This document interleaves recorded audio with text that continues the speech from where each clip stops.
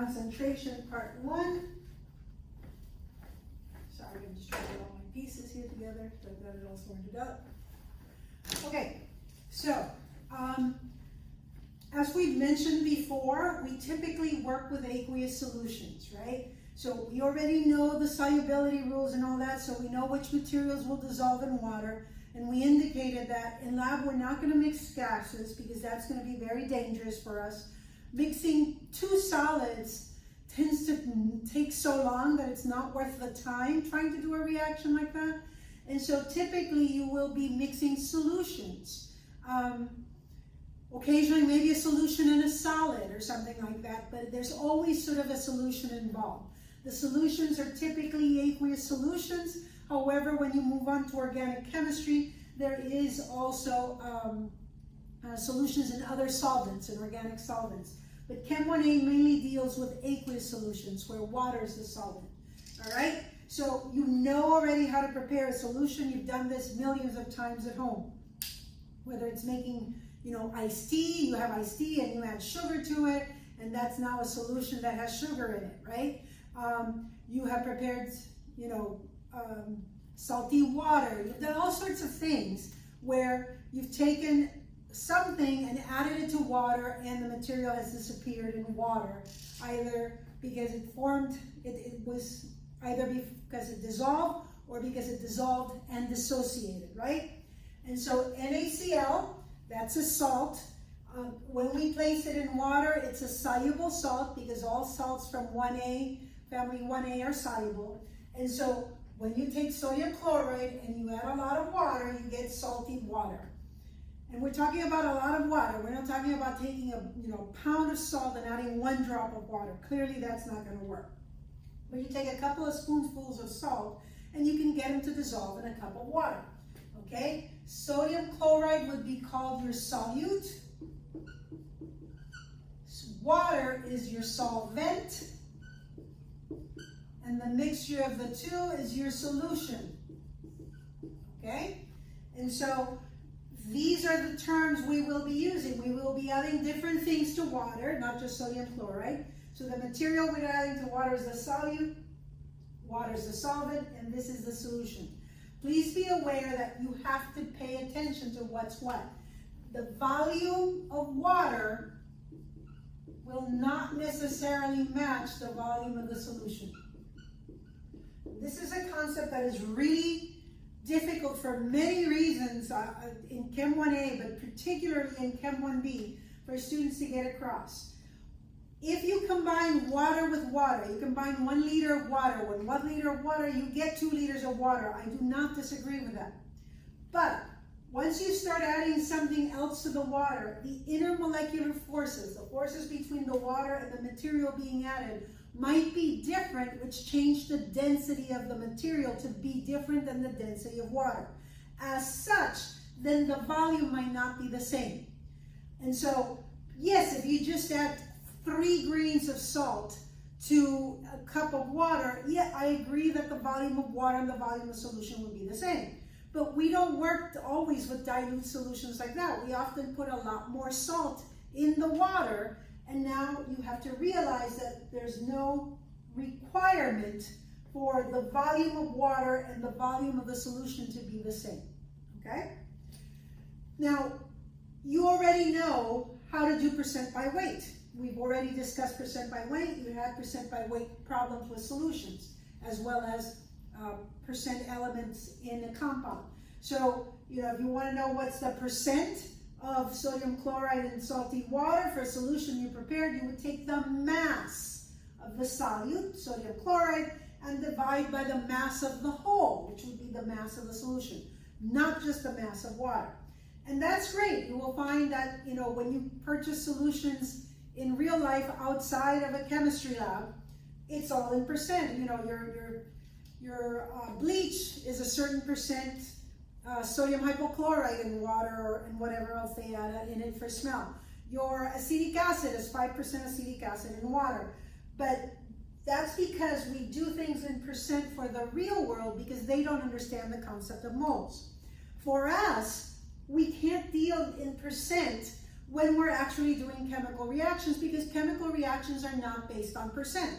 They're based on moles. We just finished doing stoichiometry, and everything has to be converted to moles. And so it would be convenient to find a unit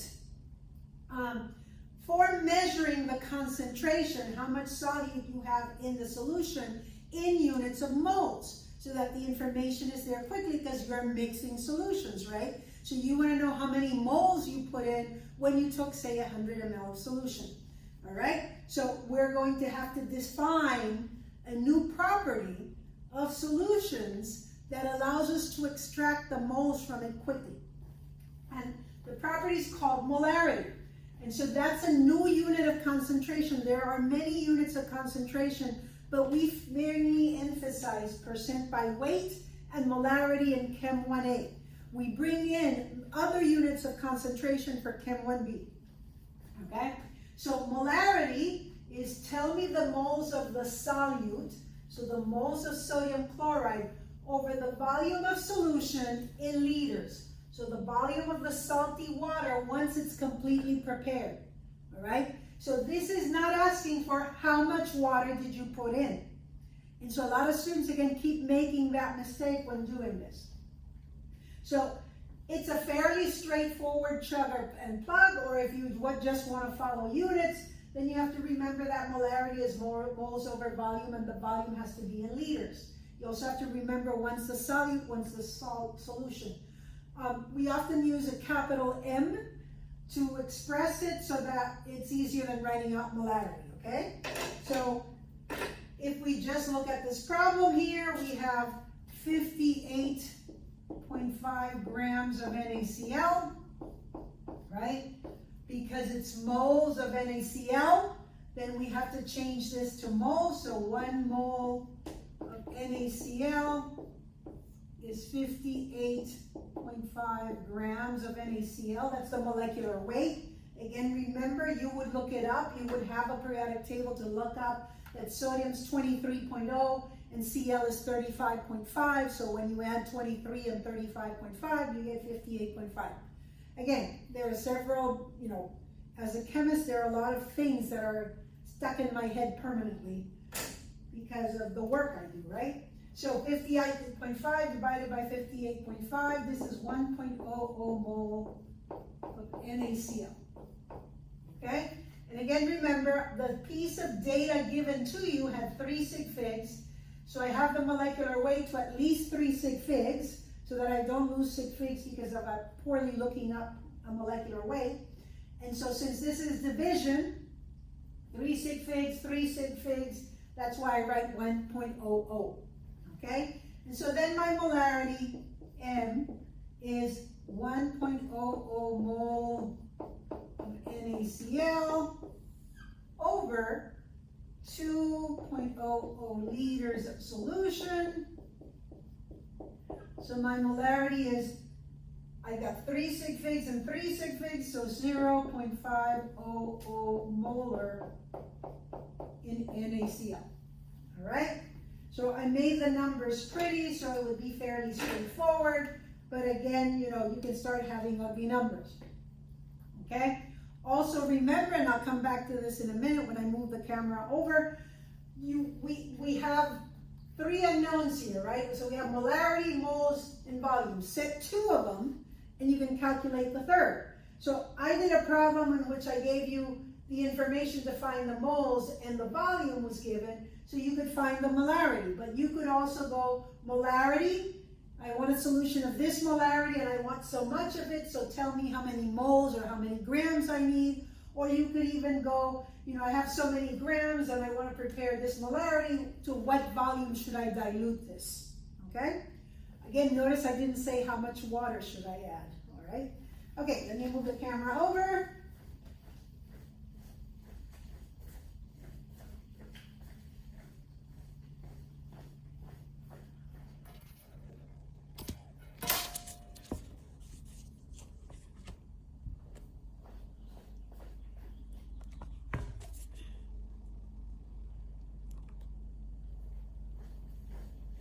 Okay,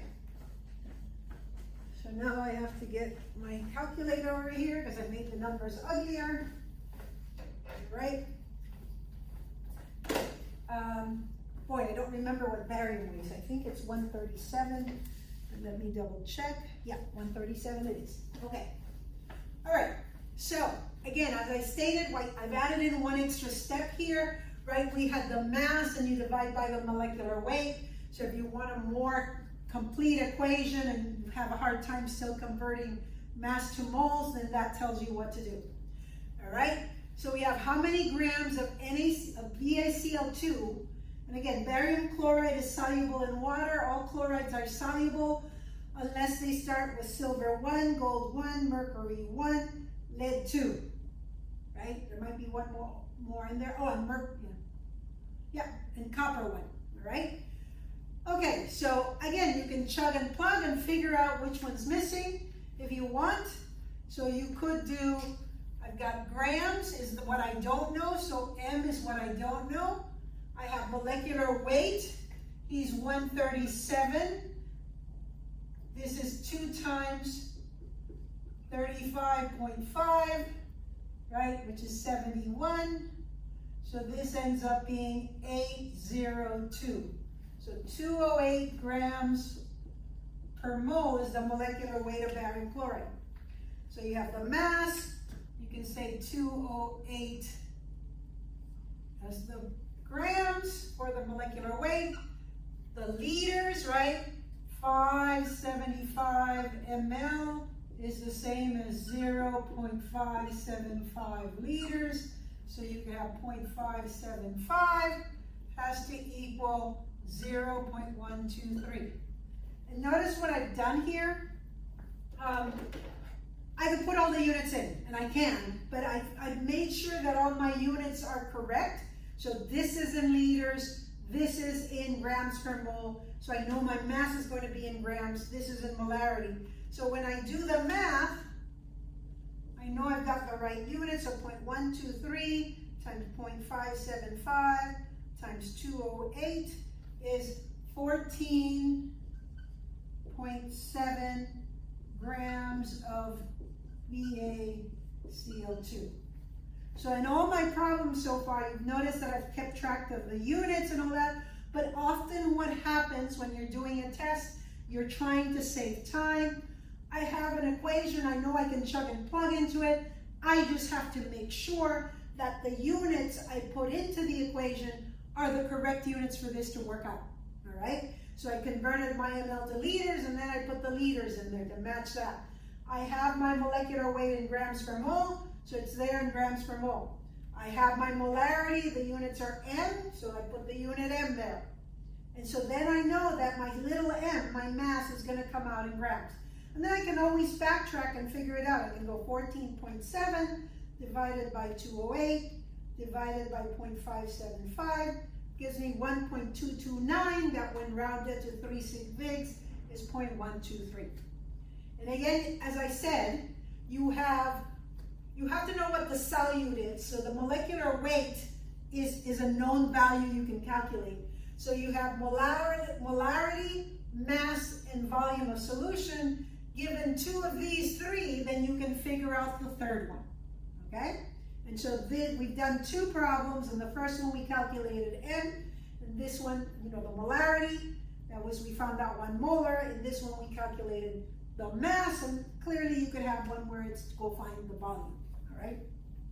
Okay, so we're not going to do every possible permutation of that equation, is what I'm trying to say. All right, now some chemicals like HCl come as highly concentrated solutions because these are gases. So if you're trying to do pure HCl or pure sulfuric acid, those are cylinders of gas. And so they get bubbled into water until they make a highly concentrated solution. That's what you purchase, okay? For example, for sulfuric acid, I think it's something like 98% sulfuric acid in water. So it's a very concentrated solution of sulfuric acid. And it works out to be, I think, something like 18 molar. And so if you need to prepare a more dilute solution, you're stuck. You don't have a mass like here, right? You're not given dry compound. You're given the molarity of a more concentrated solution. and you've got to prepare your solution by dilution, by adding water. And so, again, you're starting out with a concentrated solution, you add water, and you get a dilute solution. Again, you have done this at home many times. An example, for example, is if you buy frozen orange juice, you take the container of orange juice, and it's a little small container, you pour that into your juice bottle or jar, then they tell you to add, 3 of the same container of water, and so you dilute it that way. So the idea that you buy things in concentrated form and then dilute them is very common, and actually a way of reducing the use of plastic and the cost of transportation. For example, you buy concentrated dishwashing liquids, right? So your Dawn is highly concentrated. You don't use pure Dawn in your sponge to clean. You put some 1 or 2 drops of Dawn, or you make a solution of Dawn where you put 5 or 6 drops of Dawn in a cup of water, and then you use that to clean, because it's much cheaper to transport highly concentrated solutions of, say, soaps, for example, than to be transporting dishwater, your dish soap level concentration. And so you have often in your life taken concentrated solutions and diluted them with water. And so it's not new. We're just providing the math for the process, okay? And so, say in the case of HCl, you have a concentrated solution of HCl. You're going to add water to it. You're not adding HCl. So the only source of HCl is what you got from the concentrated solution. So whatever moles of HCl came from this concentrated solution that you used, it's the same as the moles of HCl that are here. The only difference is you have more water. So that's what I'm stating here. The moles of HCl in the concentrated solution is the same as the moles of HCl in the dilute solution. So if we go back to our molarity equation, molarity is moles, right, over volume. The volume has to be in liters, but it's volume, and we know that. So if I want to have moles by itself, I notice that I'm taking the molarity times the volume, right? So here I'm going the molarity of the concentrated solution times the volume of the concentrated solution is equal to the molarity of the dilute solution times the volume of the dilute solution, okay? And so the one thing I have to make sure I keep is that I have to remember that this is the volume of solution, not the volume of water, and I have to make sure the units are the same. Typically we would have it in liters, but realize that if you put it in milliliters, as long as both sides are in milliliters, the units will cancel out, all right? And you still be able to do the calculation, all right?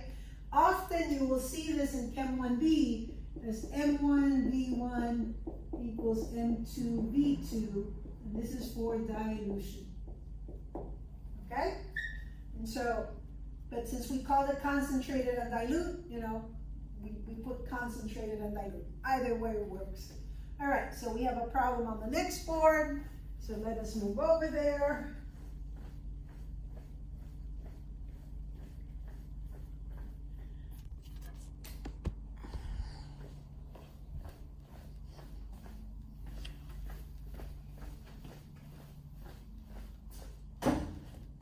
Okay. I need to go get my calculator again. All right, so solution of HCl is 11.7 molar, but that's too concentrated for you, and you need to prepare a certain amount of it at a certain concentration that's more useful for your experiment. So we said molarity of concentrated, volume of concentrated equals molarity of dilute, volume of dilute, right? So your concentrated is 11.7 molar. The volume you want is what you don't know. It's asking you, it didn't give you what volume of the concentrated to use. It does tell you that in the end, you want the molarity to be 0.500 molar and the volume to be 2.44 liters, right? So to find this guy here, X equals 0.500. The units cancel out, so I'm not tracking the units. 244 over 11.7. And this is going to be, in liters. So we do the math. We got 0.5 times 2.44 divided by 11.7. Okay? So one more time, I've got 0.5 times 2.44 divided by 11.7, and I get 0.104 liters. This is 104 milliliters, right? Because there's 1,000 ml in 1 liter. And so what I would do is I would take 104 ml of the concentrated 11.7 molar HCl and add water until, until I reach a volume